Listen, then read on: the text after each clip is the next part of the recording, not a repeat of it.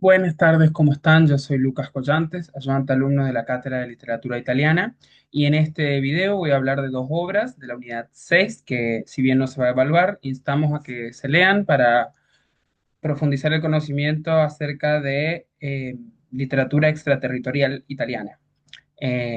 Bueno, en el contexto del programa del 2025, dentro de la unidad 6, el realismo en otra lengua, voy a hablar de Adrián Bravi, un autor ítalo-argentino, específicamente de dos obras, Adelaida y El celo de la lengua. Para comenzar, un poco de Adrián Bravi. Adrián Néstor Bravi nace en 1963 en la ciudad de San Fernando, dentro del partido homónimo en provincia de Buenos Aires. En 1987, cuando tenía 24 años, se traslada definitivamente a Italia. Allí se licencia en filosofía en la Universidad de Macerata. Actualmente se desempeña como bibliotecario de dicha universidad y, bueno, escribe rigurosamente en italiano, es su segunda lengua adquirida y en opinión de la profesora Emilia Perazzi, escribe sin imperfecciones coloquiales y con gran cuidado en el uso de la lengua italiana. Bien, posee una extensa obra que ya vamos a visitar y se trata de un autor ítalo-argentino bilingüe y cuyo foco, podríamos decir, de interés radica en los ejercicios de la memoria histórica argentina que él mismo realiza en lengua italiana. Bueno, algunas de sus obras, como podemos ver acá, El río Sauce, El árbol y la vaca, El Riporto, la última novela que sacó ahora en 2025, que es La Nuotatrice Notturna, que es la nadadora nocturna, el idioma de Casilla Moreira, bueno, y las obras que vamos a ver ahora, El celo de la lengua y Adelaida. Para comenzar a hablar de Adelaida, bueno, podríamos hablar de que es un libro relativamente contemporáneo, ¿no? Es muy importante leerlo, creo yo, porque habla de la historia de dos autores argentinos, una italo-argentina que es Adelaida Gigli y su primer esposo que fue David Viñas. Fue candidata, esta novela fue candidata al prestigioso Premio Strega y bueno, Bravi fue el primer italo-argentino en ser nominado a este premio desde su fundación en 1947. Bien, podemos establecer entonces que se trata de una novela biográfica, puesto que es una combinación de ficción artística, sobre todo en los diálogos, en los recuerdos, en el cambio de nombres, y una base real. La protagonista, entonces, es Adelaida Gigli. Fue una persona real y es también un personaje literario. Ya lo vamos a ver con mayor profundidad. Bueno, Bravi se permite ciertas libertades creativas, además de relacionar el ciclo vital de Adelaida Gigli con otros personajes, con otras pinturas y sobre todo con otras obras poéticas y del canon de la literatura ítalo-argentina.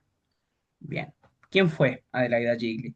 Nace el 5 de junio de 1927 en Recanati, Italia, misma ciudad que el gran poeta Giacomo Leopardi. Fue escultora, poeta, militante y una personalidad artístico-literaria ítalo-argentina. El motor de desplazamiento durante toda su vida fueron los gobiernos dictatoriales. Más o menos acá en la pantalla van a poner un pequeño resumen. Escapa con su familia del ventenio fascista de Mussolini, llega a la Argentina y está la dictadura de Félix Uriburu. Adelaida allí estudia letras en la UBA y trabaja en la famosa revista Contorno. Luego viene la dictadura de Juan Carlos Onganía. Allí ya cuando estaba casada, con David Viñas, se trasladan a Venezuela sin sus hijos por la persecución política y porque estaban trabajando en la Universidad de Mérida. Allí, desgraciadamente, también se encuentran con otra dictadura, la de Marcos Pérez Jiménez, que, bueno, los expatrian a la pareja ya que apoyaron a la Revolución Cubana desde allí. A su retorno a Argentina, se encuentran con la dictadura de Jorge Rafael Videla, y esta es la parte más oscura, puesto que los hijos de Adelaida y David, Ismael y Mini, o María Adelaida, son secuestrados y desaparecidos. Adelaida luego se traslada a Recanati, a Italia, donde se quedará el resto de su vida y solo regresará a nuestro país luego del retorno de la democracia. Fallece el 14 de octubre del 2010 en una lucha contra el Alzheimer. Bien, para ver un poco sobre el árbol genealógico de Adelaida Gigli, esto es importante, puesto que, bueno, los Gigli tienen dos grandes ramas. Adelaida, la familia de Adelaida. Los Gigli, que es oriunda de Recanati, y los Valeiras, que es oriunda de Galicia, España. Bien, ambas ramas se combinan con el matrimonio entre Lorenzo Gigli y María Teresa Valeiras, los padres, ¿no? Ahí podemos ver la familia Gigli, Luigi Gigli, que era un albañil, y Adelaide Pelliccioni, ambos italianos. Se casan y tienen como hijo a Lorenzo Gigli. Lorenzo Gigli es uno de los grandes pintores de allí de Recanati, quien será padre junto a María Teresa Valeiras de Adelaida. En el caso de María Teresa Valeiras, la madre de Adelaida, bueno, era hija de Castor Valeiras, que era un galiciano, y de María Valeiras. Bien, para continuar, veremos acá unas fotos, ahí está Lorenzo Gigli, un poco de sus pinturas, al lado de él está su esposa, María Teresa Valeiras, junto con otra de sus pinturas. Tenemos que tener en cuenta entonces que se trata de una pareja de artistas, ¿no? Una familia de artistas que, bueno, crió hijos de manera bastante liberal, de manera bastante artística. Adelaida también va a ser pintora, más escultora, de hecho, ya lo vamos a ver con mayor profundidad. Acá hay una foto que me gusta mucho, es la familia entera. Sentada está María Teresa Valeiras, a sus costados está, por un lado, Adelaida, con los brazos cruzados, y el que está al lado es Lorenzo, su otro hijo. Atrás lo podemos ver al padre, Lorenzo G. Bien, se ve entonces en la foto, ¿no? Está toda la familia junta, están presentes en un estudio, hay esculturas, hay pinturas, hay cuadros, ¿no? Es una foto familiar muy interesante, poco usual. Bien, y esta es una de las que más me gusta, ya que, bueno, ahí podemos ver que Lorenzo, el padre de Adelaida, y Adelaida están en el centro. Junto a ellos está un barítono, un tenor, perdón, un cantante de ópera, también de apellido Gigli. Están en la Galería Whitcomb, en Buenos Aires. Noten cómo Adelaida, ya en ese momento, con una sonrisa de oreja a oreja, era la única mujer presente en estas reuniones artísticas, ¿no? Estamos hablando de una mujer adelantada a su época. Bien, continuemos. Un poco más sobre el árbol de Adelaida. Bien, Adelaida se casa en primeras nupcias con David Viñas, el escritor argentino. David, a su vez, era hijo de Ismael Pedro Viñas y Esther Porter, una pareja judía de Buenos Aires, y tienen a dos hijos. Por un lado Ismael Viñas y por otro David Viñas. David se casa con Adelaida y tienen dos hijos. Uno es Lorenzo Ismael Andrés, como se le va a conocer en la militancia armada, Viñas, y María Adelaida Mini o Nenina Viñas. Bien, por un lado Lorenzo se casa con Claudia Olga Romana Allegrini y tienen a María Paula Viñas, y por el otro lado, la hija de Adelaida, María Adelaida, junto con el militante porteño judío Carlos Goldenberg, tienen a Inés Goldenberg. Ustedes van a ver que al principio de la novela, de Adelaida, se habla bastante de estas parejas y de la tragedia que les aconteció. Bien, continuemos. Bueno, esta es la parte más trágica, si se quiere. Podríamos decir que la familia Gigli Viñas sufrió las peores consecuencias de la última dictadura militar argentina. Los hijos de Adelaida, Lorenzo y María Adelaida, y su esposo Carlos Goldenberg, fueron secuestrados, desaparecidos y asesinados por las fuerzas militares. Si mal no recuerdo, creo que María Adelaida y Lorenzo fueron al Campo de Mayo, y Carlos Goldenberg creo que había sufrido la muerte muerto por los vuelos de la muerte, que en esa época se arrojaban a los secuestrados al mar. Desgraciadamente, esta es como la parte más oscura de la novela, pero bueno, está centrada la historia no tanto en sus hijos, sino en el ciclo vital de Adelaida, del cual vamos a hablar ahora. Bien. Adelaida, como habíamos dicho antes, además de ser madre de militantes, fue una mujer que durante toda su vida escribió, hizo obras de arte, etcétera. Y una de esas actividades que se realizó fue la revista Contorno, la conocida revista argentina de izquierda, que a fines de la década de 1950 se encontraban escribiendo en Buenos Aires, y aglutinaría a un grupo de jóvenes a su alrededor que volverían a poner en tensión la problemática entre la relación de literatura y sociedad. La revista tuvo 10 números, 2 cuadernos y cerró en 1959 por falta de fondos. La revista fue fundada por Ismael y David Viñas y las parejas de ambos en ese momento. Ismael estaba de novio en ese momento con Susana Fiorito, y David con Adelaida. Se la conoce a Adelaida como la mujer de Contorno, no era la única mujer de Contorno, también estaba Susana Fiorito, que tuvo un interesante trabajo al final de su vida eh, aquí en Córdoba, ya que estuvo trabajando con una biblioteca popular que tiene hoy en día su nombre, como para que puedan buscar más mujeres militantes y escritoras de esta época. Bien, originalmente esta revista fue una respuesta a La 101 de Héctor Morena, pero desgraciadamente esa revista solamente tuvo un número, y bueno, tenían como faros estéticos a Ezequiel Martínez Estrada y Roberto Arte. Adelaida era conocida como, bueno, la mujer de Contorno, escribió numerosos cuentos, artículos, críticas, era conocida por su pluma afilada y, según un artículo de María Moreno, no se dejaba pisotear por los machos literarios de esta época. Estamos hablando de la década del 50. Un momento totalmente diferente a nuestra época, en donde las mujeres todavía estaban recién entrando a ese mundo literario y todavía había como grandes personalidades que las desdeñaban, ¿no? Un poco lo que le sucedía a Alfonsina Storni a principios del siglo pasado, bueno, con Adelaide era lo mismo. Ella, Susana Ferito, Beba Guía, eran estas mujeres que estaban rompiendo más y más esas barreras. Bien, continuemos. Bueno, acá hay algunas fotos. Ahí está Susana Fiorito con Ismael Viñas y al lado están Adelaida Gigli y su primer esposo David Viñas. Bien. Adelaida también, además de escribir en la revista Contorno, escribió en una revista muy importante que se llamaba Centro, la revista del Centro de Estudiantes de la Facultad de Filosofía y Letras de la UBA.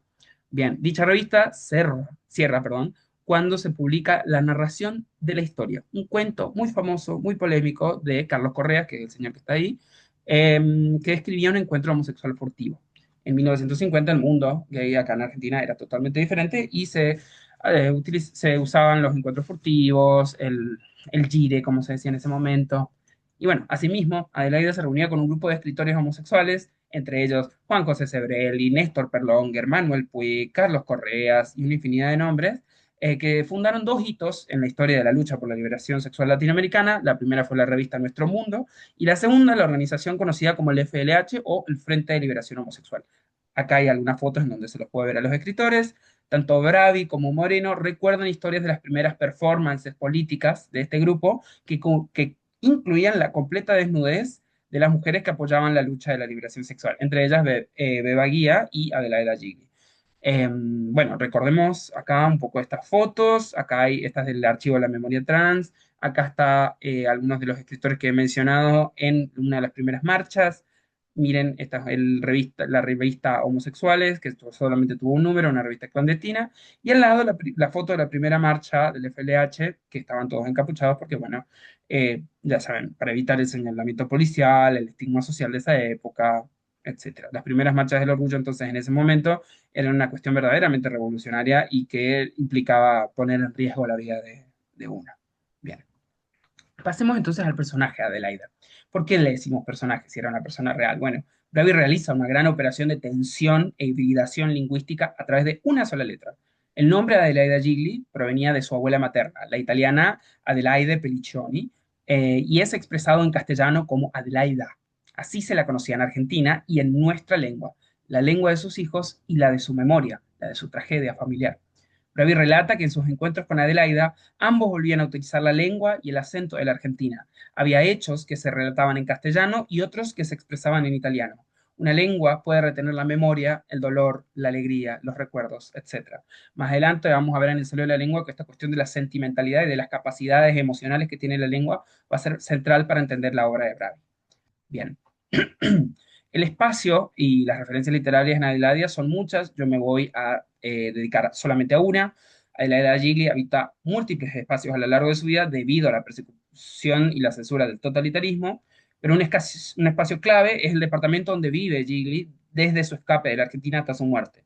Nos referimos al piso frente al Chiostro di Sant'Agostino, un claustro agustino de Recanati, Italia, donde se encuentra la famosa Torre del Gorrión Solitario. Dicha edificación es mencionada por el gran poeta recanatiense Giacomo Leopardi en su poema Il Pasero Solitario o El Gorrión Solitario, que yo les recomiendo muchísimo que lo lean, es bellísimo y forma parte de su famosa antología Cantos de 1835. Bien, Gavi operativiza esta referencia literaria para tensionar la condición italo-argentina en claro posicionamiento con la gran tradición literaria y poética y al mismo tiempo en relación con la historia de vida de Adelaida. Argentinidad e italianidad son presentados dentro del mismo espacio, dentro del mismo departamento repleto de memorias, dolores y esculturas de arcillo. Además, piensen, un gorrión que vuela, la libertad, la soledad, la cuestión de ¿no? La edad que pasa, eso tiene que ver mucho con el poema de Leopardi. Bueno, acá hay algunas fotos, acá está el convento de San Agustín, al lado está la foto más grande, es bien, la Torre del Gorrión Solitario. Ahí en el mapa pueden ver en qué parte se ubica Recanati, ¿no? Y bueno, aquí está Leopardi y aquí está un fragmento del inicio del poema Il Pasero Solitario que yo recomiendo muchísimo. Bien. Bien, vamos a hablar un poco del legado de Adelaida. Acá en las fotos pueden ver todas esculturas de arcilla que ella misma hizo. Siempre van a ser rostros, siempre van a ser cuerpos contorsionados, en dolor, niños abrazados por sus madres o niños abrazados con los ojos cerrados, ¿no? Bravi realiza un ejercicio importante de memoria histórica, de recuperación y de inclusión. Adelaida Gigli no fue solo una mujer teñida por las sanguinarias consecuencias de la dictadura, sino que también fue una escritora, ensayista, artista, escultora, alfarera, ceramista, artesana, defensora, perdón, de los derechos de las mujeres, de los homosexuales y de los indígenas. En su tiempo en Venezuela estuvo mucho tiempo escribiendo artículos acerca de la cerámica tradicional de los pueblos originarios. Formó parte de revistas literarias de gran importancia en la historia argentina. Su voz crítica se presentaba en un momento de turbulencia intelectual y política. Fue madre, abuela y familiar de desaparecidos. Fue una vida intensa, apasionante y dolorosa que se tradujo en su arte, como lo vamos a poder ver acá en estas fotos, y en sus manos suaves, básicamente por las manos que tocan la arcilla y se tiñen de una suavidad. Fíjense cómo acá podemos ver algunas de sus otras obras, ven, hay muchos rostros, el uso de colores, siempre cuerpos contornados abrazándose. Y por último, les recomiendo, se consigue este libro por la editorial Alción, sacó los cuentos de Adelaida Gigli, que se reunieron bajo el título de Paralelas y Solitarias. Un poco para seguir investigando luego a esta mujer tan fascinante que fue Adelaida Gigli. Bien, pasando inmediatamente a la segunda obra y por una cuestión de tiempo, nos vamos a concentrar en un libro más corto, más fragmentario y que pertenece al género ensayístico que escribió Adrián Bravi, ¿no? Nos referimos al celo de la lengua. En las palabras preliminares, María Teresa Andrueto reflexiona acerca de las madres que debían amamantar a los neonatos en los barcos atiborrados de inmigrantes que cruzaban el Atlántico. Y ya vamos a ver por qué eso es importante para Braga. Y se trata de un ensayo conmovedor, como la misma lengua madre que nos alimenta desde nuestro propio comienzo. Bien, es un texto cortito que escribe Andrueto acerca de este libro. A mí me gustó muchísimo, se divide en 30 apartados breves y bueno, habla de un montón de autores. Yo me voy a centrar en algunas cosas bien puntuales. Bien, más o menos para hablar de ese montón de autores que recién dije, hice este cuadro para que ustedes puedan ver algunos de esos autores multilingües, translingües, bilingües, plurilingües, políglotas, ¿no? Se utilizan muchos términos, pero son gente que nació en un lugar y que escribe en la lengua de adopción, ¿no? La lengua materna y la lengua adoptada. Esa tensión constante y cómo eso se puede ver en la literatura. Algunos de ellos son Silvia Barón Superville, Samuel Beckett, Joseph Brodsky, Héctor Bianchotti, Emil Cioran, Joseph Conrad, otros como Julia Kristeva, Agota Christoph, Marino Magliani, Vladimir Nabokov y Rodolfo Wilcott. Nosotros nos vamos a detener solo en algunos de estos autores. Yo, por ejemplo, podemos hablar de Marino Magliani, que, bueno, pues, presentamos su libro hace poco. Es un autor italiano, pero que también escribe en neerlandés, ya que vive en Holanda. Bueno, Rodolfo Wilcott, tal vez el caso más conocido de un argentino que se fue a vivir a Italia y publicó la mayoría de sus libros, novelas sobre todo, en italiano, en lengua italiana. Bien, y los casos que vamos a recuperar ahora más adelante son los de Julia Kristeva, búlgara que adopta la lengua francesa, y Agota Christoph, húngara que adopta primero el ruso y luego el francés. Bien, continuemos. Algunas consideraciones sobre la lengua extranjera de Bravi. Un escritor recurre a otra lengua por muchas razones: necesidad, ambición ardiente, extrañamiento literario más profundo o exilio, que suele ser la mayoría de los casos.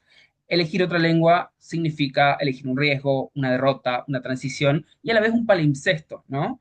Ir creando sobre lo ya creado. La memoria y los recuerdos residen en esta primera lengua. La desaparición de la palabra es el cese del mundo interno que ella implica. Nostalgia, distancia espacial geográfica y el caso de Adrián Bayavi, que bueno, es un autor, como ya he dicho, italo-argentina, dice que a veces está feliz en una lengua y triste en otra, algo que habíamos ya visto con Adelaida, en su propia conversación con Adelaida. No por nada ella lo eligió para contar su historia y bueno, le permitió publicar el libro.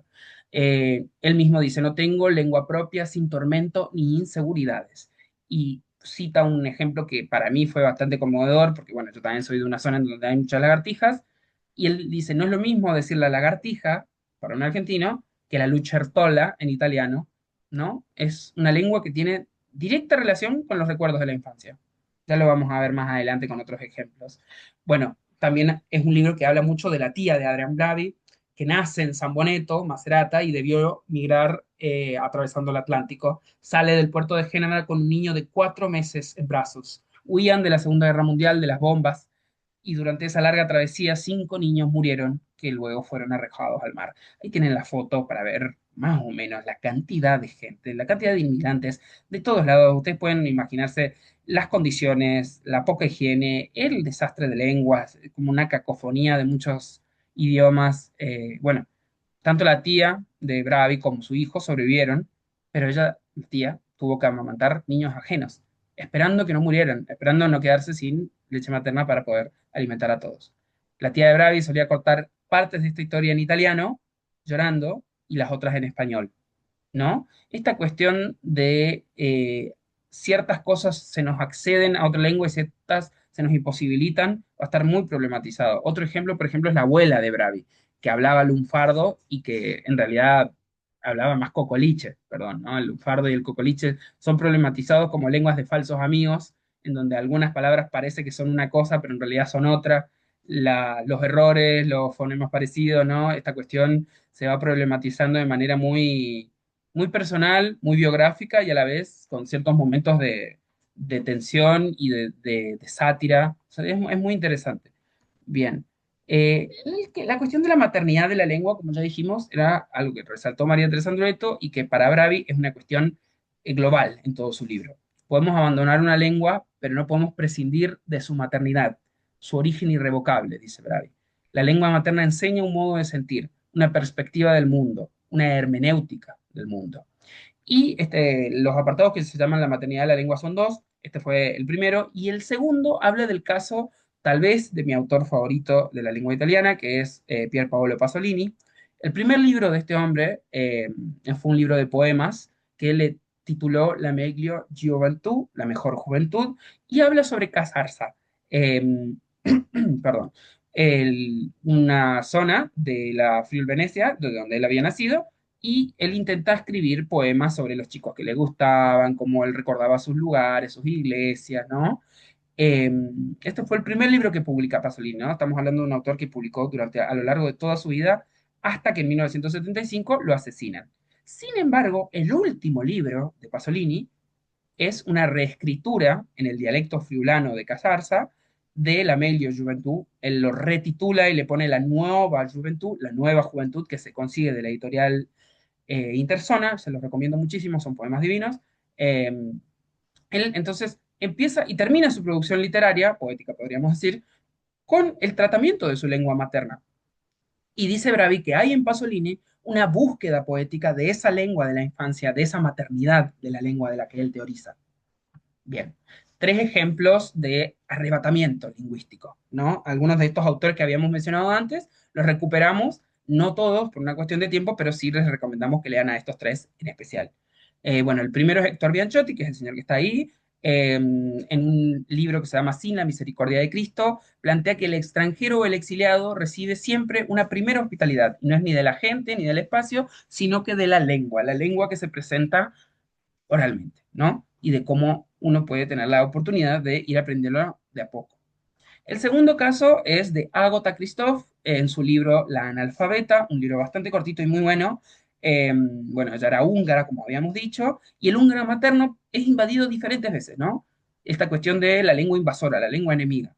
Es invadido primero por el alemán, por las invasiones nazis, luego por el ruso, cuando avanza el ejército rojo y desplaza a los nazis y toma para sí a Hungría, y por último el francés, lengua que debe adoptar Christophe en su exilio, ¿no? En Francia. Y por último, como para seguir hablando y seguir investigando sobre autores italianos, eh, Luigi Meneghello escribe un libro que se llama Libéranos a Malo, en donde él plantea de alguna manera que la memoria se encuentra presente en palabras dialectales, ¿no? Y eso no es una cuestión solamente del italiano, que sino también lo podemos ver en el propio castellano del Río Platense, perdón, en el Río Platense argentino, ¿no? Cómo algunas expresiones nos recuerdan y nos remontan a ciertas partes de nuestro país. Bueno, lo mismo sucede con Meneghello en Liberanos a Malo con respecto a los dialectos italianos. Bien, es uno de los apartados que más me gustó a mí. Habla de El perfume de la pantera, que es el canso de Dante Alighieri. Para Bravi, Dante es un poeta, sobre todo en la Vita Nuova, pero es un teórico del lenguaje poético y dialectal en otro tratado que él publica, que es De Vulgari Eloquentia, En este tratado se plantea que existen dos lenguas, por un lado la vulgar o materna y la segunda la adquirida o reglamentada, que es la gramática. El poeta entonces se torna en un depositario de la italianidad, en el caso de Alighieri. El vulgar ilustre que él buscaba se convierte en una suerte de perfume, un aroma de la pantera que el cazador debe rastrear por toda la selva. Esta imagen, además de ser bella y poética, recuerda a la obra de Dante, ¿no? La Divina Comedia comienza con una bestia, con un hombre perdido en el bosque. Yo creo que el tema de la búsqueda de la lengua materna es una cuestión central en este libro. Para Giorgio Agamben, en su libro La Casa de la Lengua, nos recuerda la historia de Nemrod, un rey bíblico que erige la torre de Babel, la torre que quería llegar hasta el cielo. Y el castigo divino para la humanidad, debido a ese atrevimiento, es el multilingüismo y la ausencia de la comprensión, la pérdida de lengua común. La pantera que persigue es el sueño de una lengua edénica que restaure esa herida postbabélica, infringida por, bueno, en el caso de Dante Alighieri, Nemrod recibe el nombre de Nembrotto, como lo denomina Dante en su infierno, ¿no? Esta cuestión de aplicar esos mitos para hablar del multilingüismo. Bueno, ahí está Dante, abajo está de Vulgar Elocuentia, y hay una pequeña imagen de la Torre de Babel, que supongo que la mayoría conocemos del mito de los textos bíblicos. Bien. Algunas conclusiones, como para hablar un poco más de Bravi, podríamos hablar de que, bueno, este texto, El celo de la lengua, es un ensayo, busca reflexionar e invitar a la lectura más que definir sobre algunas cuestiones de la lengua, ¿no? Escribir para Bravi es escribir teniendo en cuenta el gran concierto de lenguas del mundo, una poética de la relación y una poética de lo diverso, una poética del caos del mundo, diría él. Escribir en una lengua extraña es útil, entonces, para la creación artística. Es necesario redondear ideas, utilizar metáforas, acercar imágenes parecidas para hablar de lo mismo que el otro que no se entiende. El exilio, entonces, para Bravi es humano. Si no nos movemos, nos morimos. Algunos de los poetas que él menciona que hablan del exilio, y yo solamente voy a listar acá, Plutarco, Todorov, Edward Said, Diógenes Cínico, el cantante Facundo Cabral. Hay una cuestión muy erudita en Bravi con respecto a esto, ¿no? Es un tema que le interesa mucho y va citando un montón de autores, casi te diría que por país.